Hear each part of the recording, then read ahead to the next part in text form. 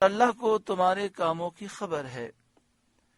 یا ایھا الذین آمنوا، اے ایمان والوں، اذا ناجیتم الرسول، جب تم رسول سے کوئی بات آہستہ عرض کرنا چاہو، تنہائی میں سرگوشی کرنا چاہو، محبوب کے دربار میں حاضری دینا چاہو، فقدموا بین یدی نجواکم صدقہ، تو اپنی عرض سے پہلے کچھ صدقہ دے لو۔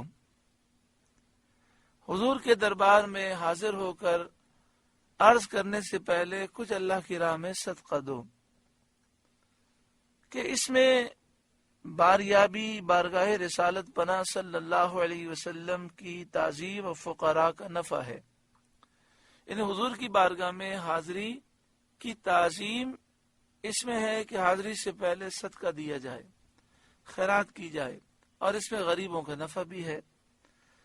سید عالم صلی اللہ علیہ وآلہ وسلم کی بارگاہ میں جب مالداروں نے عرض و معروض کا سلسلہ لمبا کیا اور نوبت یہاں تک پہنچ گئی کہ فقراء غرباء کو اپنی عرض پیش کرنے کا موقع کم ملنے لگا، تو عرض پیش کرنے والوں کو عرض پیش کرنے سے پہلے صدقہ دینے کا حکم دیا گیا۔ اس حکم پر حضرت علی مرتضی رضی اللہ تعالیٰ عنہ نے عمل کیا۔ 1 دینار 1 سونے کی اشرفی تقریباً آدھے تولے سونے کے برابر ہے۔ 1 دینار صدقہ کر کے 10 مسائل آپ نے دریافت کیے۔ عرض کیا، یا رسول اللہ صلی اللہ علیہ وسلم، وفا کیا ہے؟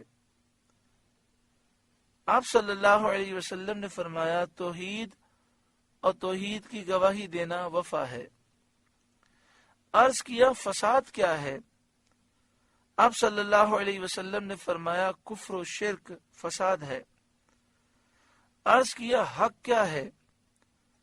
آپ صلی اللہ علیہ وسلم نے فرمایا، اسلام اور قرآن اور ولایت جب تجھے ملے۔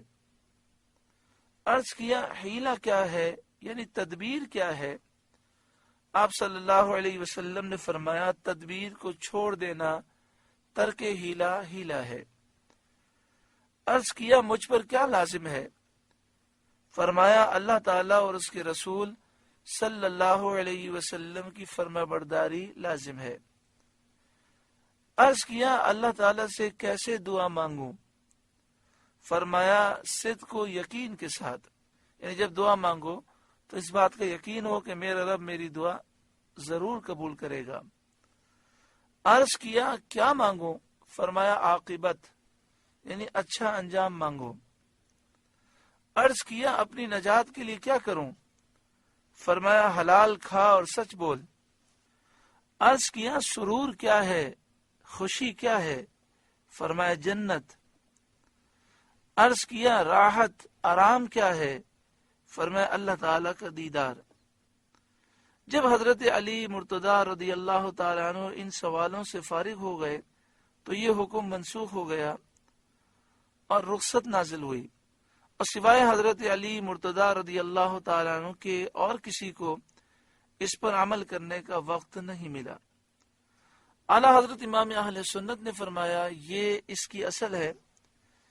جو مزارات اولیاء پر تصدق کے لیے شیرینی وغیرہ لے جاتے ہیں، پہلے تو یہ مسئلہ سمجھ لیں کہ جب یہ آیت کریمہ نازل ہوئی تو یہ واجب ہو گیا کہ نبی اکرم صلی اللہ علیہ وسلم کی بارگاہ میں حاضر ہو کر کچھ عرض کرنے سے پہلے غریبوں میں صدقہ کریں، خیرات کریں، اللہ کی راہ میں مال خرچ کریں۔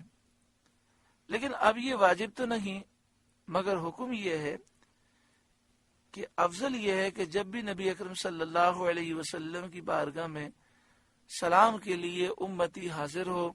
آج بھی نبی اکرم صلی اللہ علیہ وآلہ وسلم اللہ کی عطا سے زندہ ہیں۔ اللہ تعالیٰ نے کل نفس ذائقۃ الموت کے تحت ایک آن کے لیے آپ کو موت کا مزہ چکھایا اور پھر وہ زندگی عطا فرمائی جو دنیا کی زندگی سے زیادہ طاقتور ہے۔ وہ فرق یہ ہے کہ ہم حضور کو نہیں دیکھ پاتے، حضور ہمیں دیکھتے ہیں، ہماری عرض کو بھی سنتے ہیں، بلکہ ہمارے دل کے خیالات کو بھی جانتے ہیں۔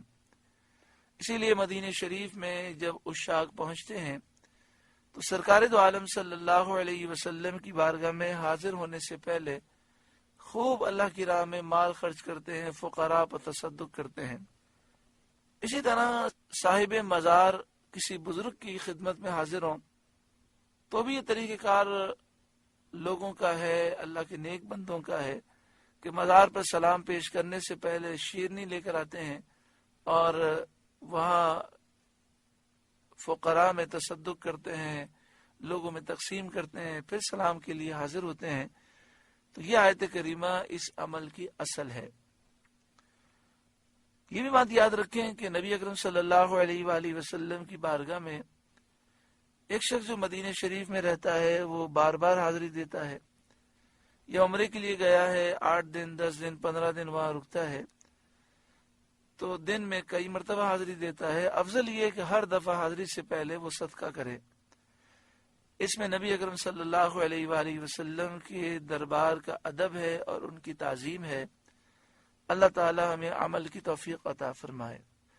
ذالک خیر لکم واطہر، یہ تمہارے لیے بہتر اور بہت ستھرا ہے۔